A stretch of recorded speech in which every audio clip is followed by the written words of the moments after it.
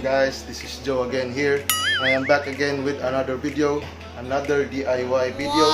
Today, I'm going to plan and install this air condition here.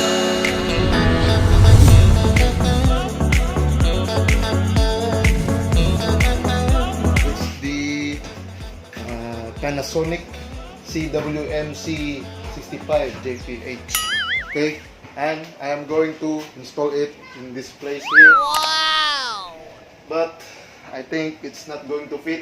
I have to move this breaker here and run the wire to that section over there at the top, and then go down there to hide this junction box, because I think it's going to be bulky here. I'm going to make a room here. Wow! I think this is 5 feet by 5 feet room, and I'm going to make it an air conditioned room. We are going to transfer this wiring to make it clean, hide it down there, and also this outlet. We are going to transfer this also. I am not really a technician or electrician. I'm going to do this because this is my house. Don't try this at home. If you see me doing something wrong, just let me know under the comment section below, and I'll try to fix if I did something wrong. If you're new to this channel, please hit that subscribe button below and enjoy watching. For safety purposes guys, you have to turn off the main power line before you touch anything live wire in the wire system. So we are going to turn it off.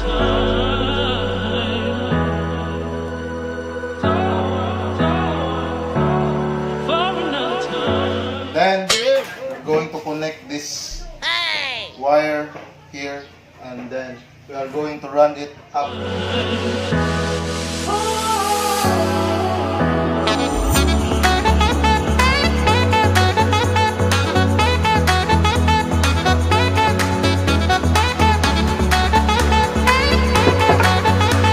Father always tell me this, that if you join a wire, you should not put them side by side, like maybe you put the other wire in a low position and then the other is in this position, so that they are not going to be sticking to each other, the joint portion of the wire. That's going to be a safety. That's going to be for safety purposes. Now we are going to insert it inside this PVC.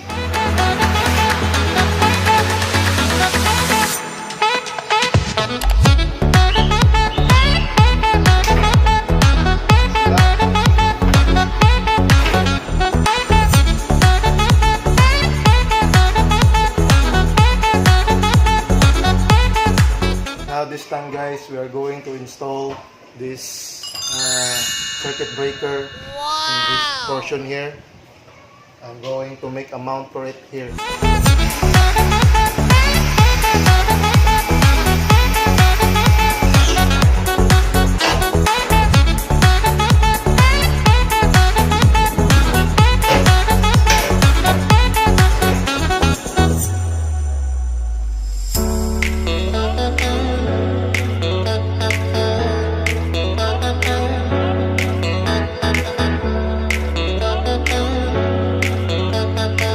Guys, good morning.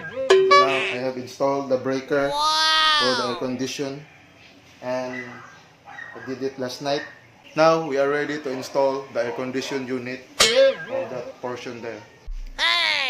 First thing we're going to do is we are going to measure the width and the height.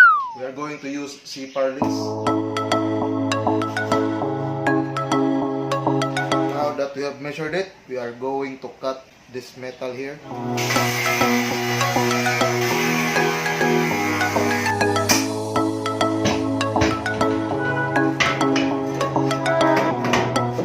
See this wire guys? Wow! This is going to get in the way if we are going to put the hole here for the air condition unit. So we are going to punch a hole in this side of this bracket that we are going to put, and the wire is going to pass through this hole. Now I have made the hole, and this is where the wire will pass through when we install this. Now guys, we are going to measure the height of the air conditioning unit.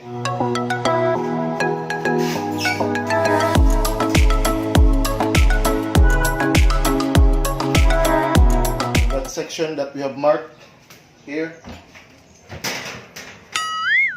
I hope you can see the mark. Here's the mark. We are going to count 14 inches down, and we're going to mark it, and that's the height of the air conditioning unit.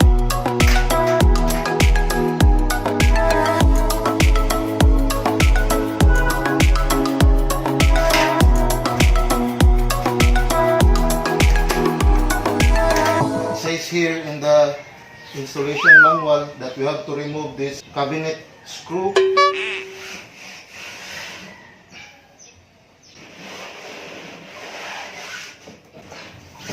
Out of this cabinet. Now here's the cabinet, guys, and this is going to go up there, and then we slide this to install the cabinet, so it's going to be easy.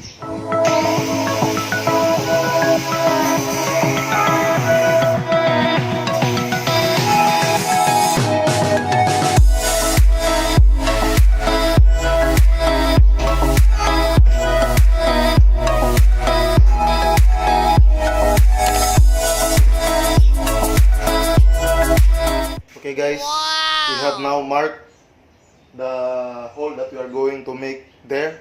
I'm going to cut it now using a grinder.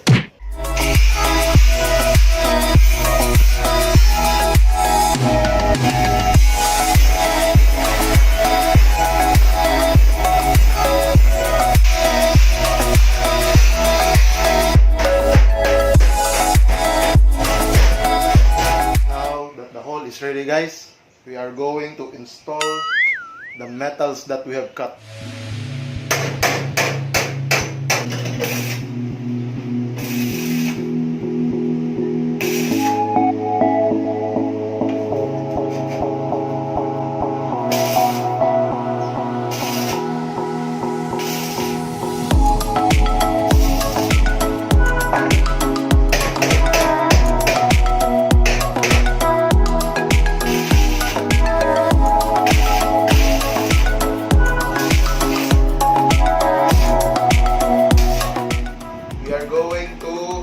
Paint it first.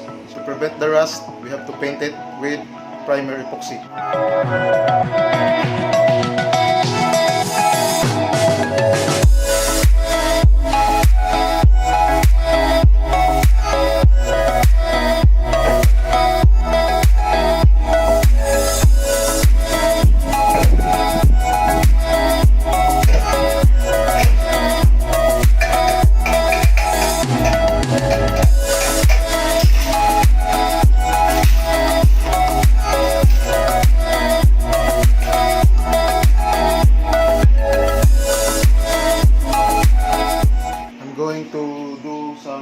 Bracket going out so that the weight of the unit is going to be supported at the back.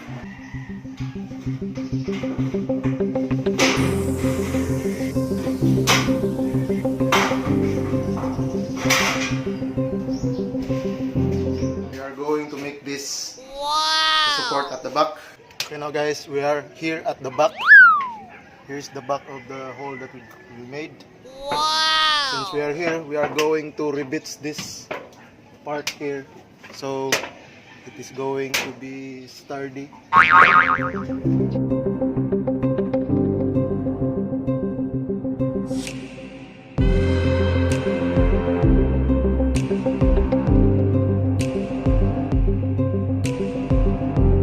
There, and then now this is the support that we are going to put.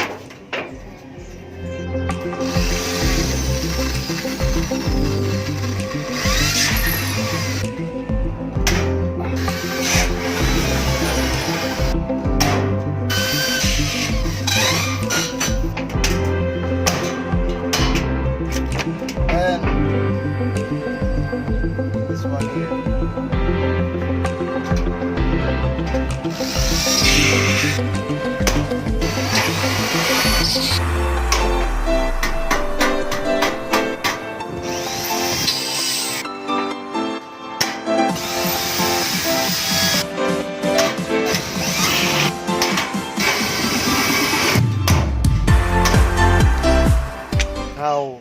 it's done. This is going to support the weight. To handle the weight. Now that the mount is done, we are ready to install the cabinet of the aircon. They have provided a screw for this, but I don't want to use the screw. This is a metal and I want it to be rivets. We are going to put this foam all around the edges.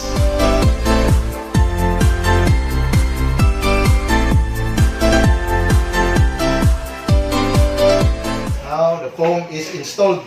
Now we are going to rivet so that it's not going to move when we are going to put the unit. Okay guys, my wife is going to help me put this unit. Okay?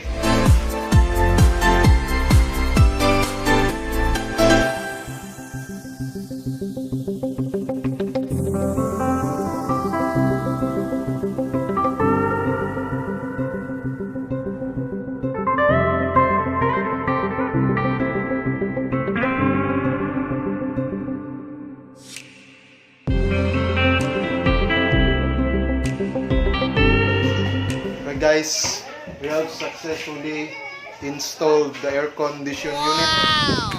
I am going to screw it at the back and I'm also going to put the drainage, this one, the drainage at the back. Now we are going to install the drainage.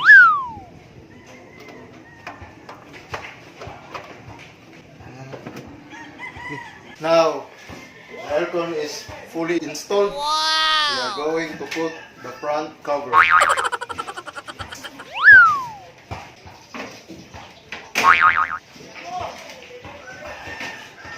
It's done. Now, what I'm going to do is make a wall in this place here and make a room. That's going to be my next video. Okay guys, if you guys like this video, please hit the thumbs up button. And if I did something wrong, please let me know in the comment section below. And please subscribe to my channel for more videos to come. Have fun and enjoy watching. Thanks again. It's Joe here signing off.